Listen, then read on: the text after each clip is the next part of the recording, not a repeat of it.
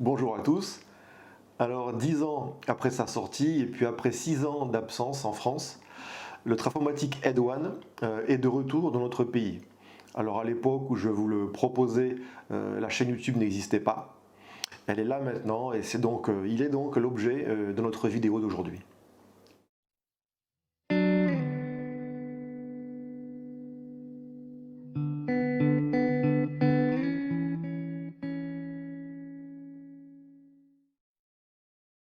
Le bouton de volume en aluminium massif taillé dans la masse avec un contact très agréable.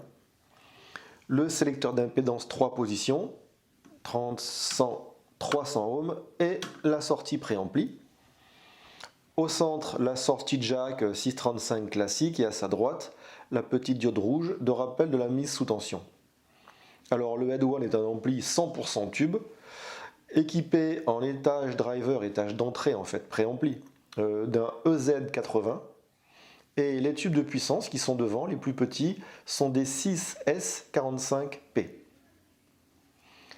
Tous les transfos sont fabriqués maison. C'est Trafomatic qui les fabrique, aussi bien les deux transfos de sortie qui sont à l'intérieur, que le transfo d'alimentation qui est là, derrière les tubes, sous son capot noir. Alors sur le papier, le Edone affiche peu de puissance, hein, on a 300 mW. Mais j'ai demandé à Sasa la valeur de l'étage de gain et il m'a répondu autour de 30 décibels, ce qui veut dire qu'on a un gain très élevé. Voilà, on pourra ainsi driver la quasi-totalité de nos casques. En largeur, on a 20 cm pour 32 cm de profondeur et 14 cm de hauteur, c'est un ampli compact. À l'extrême droite, nous avons deux entrées pour deux sources différentes, avec ici un sélecteur pour les choisir. Ensuite, nous avons une sortie vers un caisson de grave, subwoofer en fait, ça c'est bien, ça peut être utile pour écouter au casque, on avait fait d'ailleurs une vidéo à ce sujet. Et puis une sortie préampli pour attaquer un bloc stéréo, des blocs mono. Et à l'extrême droite, le bouton marche arrêt. Alors quelque chose d'intéressant ici, un plot qui permet de mettre le Edone à la masse, ce qui peut être intéressant selon la qualité de notre installation électrique. Et puis ici, encore plus intéressant, un petit sélecteur pour casser les éventuelles boucles de masse. Alors dans le showroom en tout cas et sur cette position, l'ampli est totalement silencieux, j'ai pas le moindre petit hum. Le système que j'ai utilisé pour mes écoutes se compose du lecteur réseau DAC Electrocompagnette ECM1 MK2, ici sous l'ensemble audio, piloté par son application dédiée. J'ai utilisé aussi le Oris HA2 qui est là, blanc, et puis à sa droite le Edone. J'ai choisi le casque HEDD Phone, qui est un casque qui fait 42 ohms d'impédance et que j'affectionne particulièrement pour ses timbres somptueux et sa capacité à descendre dans les basses fréquences. Les deux amplis sont bien sûr reliés au DAC par les mêmes câbles. Diego de Johnny Hallyday, écouté avec une pointe maximale de niveau de 77,5 décibels à 1 minute 27.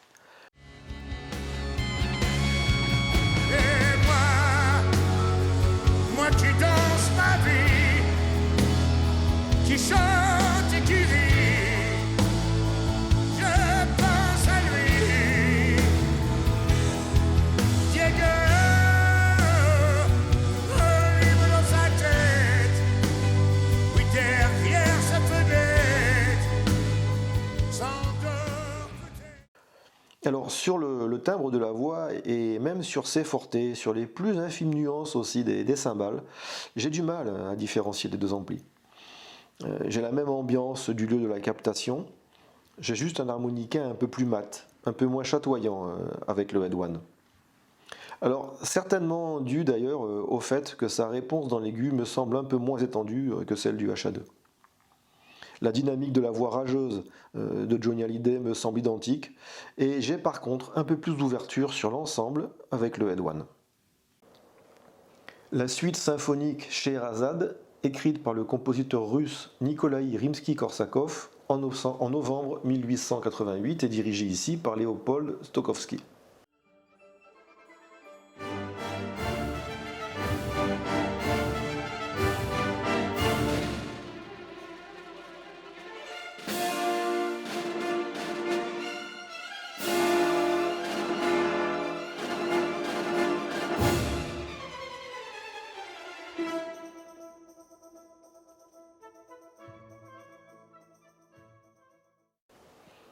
La piste 4, que j'ai écoutée avec une pointe maximale de niveau de 79 décibels à 7 minutes 34. L'introduction, puis la descente des violoncelles dans les premières secondes. Le violon apparaît et, à cet instant, je n'ai pas entendu de différence que je pourrais nommer ou décrire entre les deux amplis. Le filet du violon, à partir de 0 minute 33, monte cependant un tout petit peu plus haut. Sa bande passante dans l'aigu est un petit peu plus étendue, c'est vrai, avec le HA2. La présentation de l'orchestre dans l'espace, son aération globale sont pour moi extrêmement proches. À 1 minute 59, crescendo d'orchestre suivi par les vents. Alors là encore, j'ai un peu plus d'ouverture sur cette grande masse orchestrale avec le Head One. J'avais noté lors de son écoute que le Trafomatic Head 2 était bien ouvert lui aussi. C'est vraiment, je trouve, une singularité des amplis casques de cette marque. Le Head One me donne également un tout petit peu plus de tension dans le grave, mais vraiment ça se joue sur très peu de choses. Les deux amplis offrent la même qualité de dynamique. Ils sont, et j'en suis très surpris, mais c'est pour moi une bonne nouvelle, étonnamment proches. Les cuivres sont identiquement riches. Je ne suis vraiment pas sûr d'ailleurs que j'arriverai à différencier le Head One du HA2 en aveugle, si je devais le faire, sauf peut-être si je me focalisais uniquement sur l'ouverture ou la bande passante dans l'aigu. Un petit peu de métal à présent avec le groupe Hammerfall et le titre Second to One. Je l'ai écouté avec une pointe de niveau de 76,6 décibels à 2 minutes.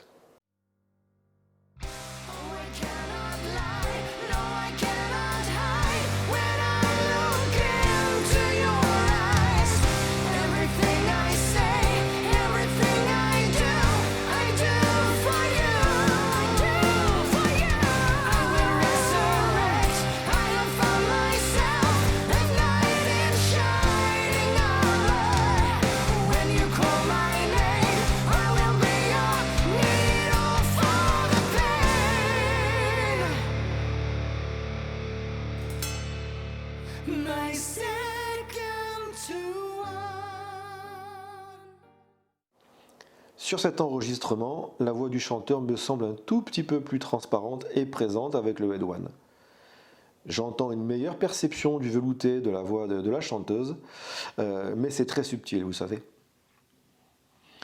Le Head One ouvre un peu plus, et encore une fois, il me donne la même dynamique et le même impact sur les frappes de batterie que le HA2.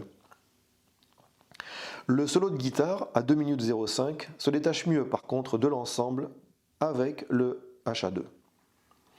J'ai un peu plus d'informations, de réverbération sur le piano en revanche avec le Head One. À 3 minutes 15, les voix reprennent, guitare, batterie, beaucoup d'infos et là encore, meilleur détachement des voix et des deux chanteurs avec le HA2, alors qu'elle fusionne davantage avec la masse lorsque j'écoute le Head One.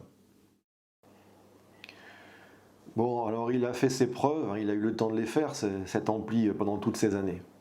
Il a montré qu'il était très fiable, et puis il s'est installé pérennement au sein du marché, du tout petit marché, des amplis casques à tube de haut de gamme. Alors il est compact, il ne chauffe pas, et puis il est assez puissant, largement assez puissant même pour driver la quasi-totalité de nos casques. Il ne présente pas, selon moi, de rondeur particulière ou de coloration particulière et il est superbement timbré. Alors, c'est un choix, oui, bien sûr, un choix de plus, mais c'est un très bon choix.